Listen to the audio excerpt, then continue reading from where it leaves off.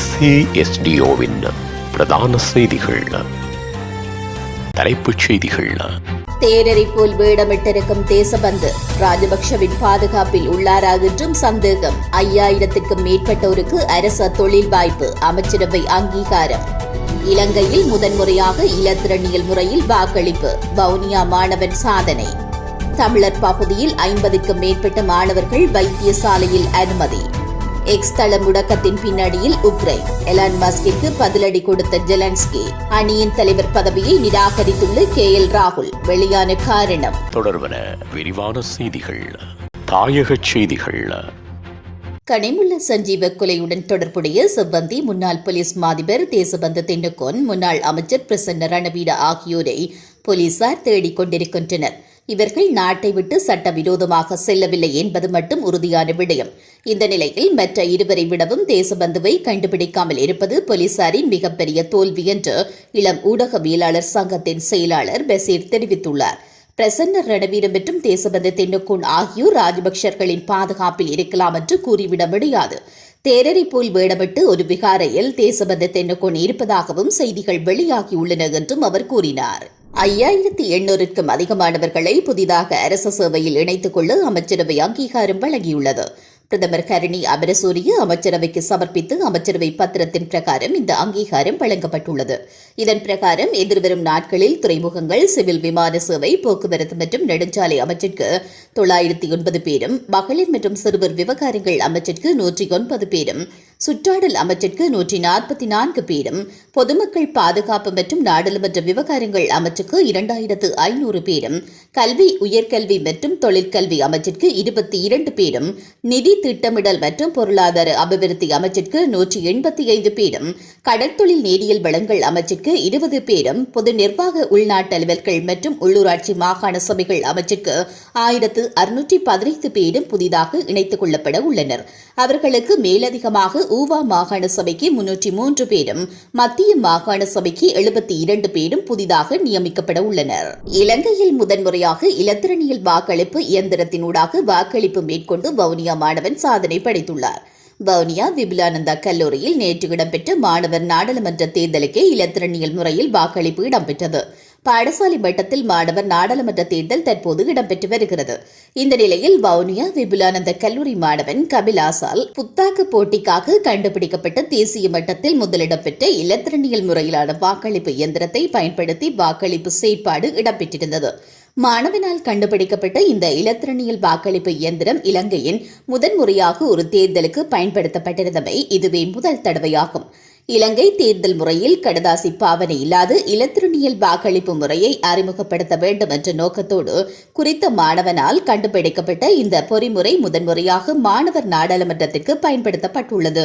மட்டக்களப்பு கரடியனாறு பகுதியில் உள்ள பாடசாலை மாணவர்கள் பலர் வைத்தியசாலையில் அனுமதிக்கப்பட்டுள்ளதாக தெரிய வருகிறது.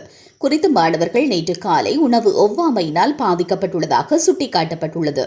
மட்டக்களப்பு செங்கலடி சுகாதார வைத்திய அதிகாரி பிரிவுக்குட்பட்ட கரடியனாறு மகா வித்தியாலயத்தில் கல்வி கற்ற மாணவர்களே இவ்வாறு பாதிக்கப்பட்டுள்ளனர்.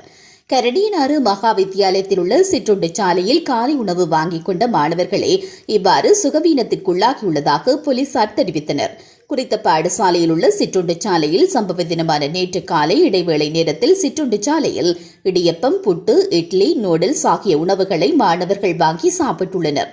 இந்த நிலையில் பகல் 1 மணி அளவில் சிற்றுண்டிச்சாலையில் உணவு வாங்கி சாப்பிட்டு பல மாணவர்கள் வாந்தி எடுக்க தொடங்கியதை அடுத்து அங்கு பெரும் பதற்ற நிலை ஏற்பட்டது. இந்த சம்பவத்தை அடுத்து அங்கு சென்ற பொது சுகாதார பரிசோதகர்கள் சோதனையின் போது பழுதடைந்த நூடுல்ஸ் விற்கப்பட்டதாக தெரியவந்துள்ளது. இதனை அடுத்து சிற்றுண்டிச்சாலை நடாத்தி வரும் பெண் உரிமையாளர் போலீசாரிடம் சென்று சரணடைந்துள்ளதாக, அவரை கைது செய்துள்ளதாகவும் செய்திகள் வெளியாகியுள்ளன. உலகச் செய்திகள். எக்ஸ் தளத்தின் மீது சைபர் தாக்குதல் நடந்துள்ளதாகவும் இதன் பின்னணியில் உக்ரைன் உள்ளதாகவும் எக்ஸ் தளத்தின் உரிமையாளரான எலான் மஸ்க் குற்றம் சாட்டியுள்ளார். சர்வதேச செய்தி நிறுவனத்திற்கு அளித்த நேர்காணலில் அவர் இவ்வாறு குறிப்பிட்டுள்ளார். உலகம் முழுவதும் எக்ஸ் தளம் நேற்று முன்தினம் ஒரே நாளில் 3 முறை முடங்கியது. இணையதளங்களின் முடக்கங்களை கண்காணிக்கும் தரவுகளின்படி நேற்று முன்தினம் பிற்பகல் 3:30 மணியளவில் முதன்முறையாக எக்ஸ் தளம் முடங்கியுள்ளது.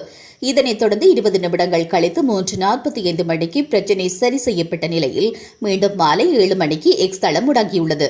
அதன்பின் மீண்டும் சரி செய்யப்பட்ட போது 3வது முறையாக 8:45 மணிக்கு மீண்டும் தளத்தின் செயற்பாடுகள் முடங்கிய நிலையில் பல மணி நேரம் இந்த முடக்கம் நீடித்துள்ளது.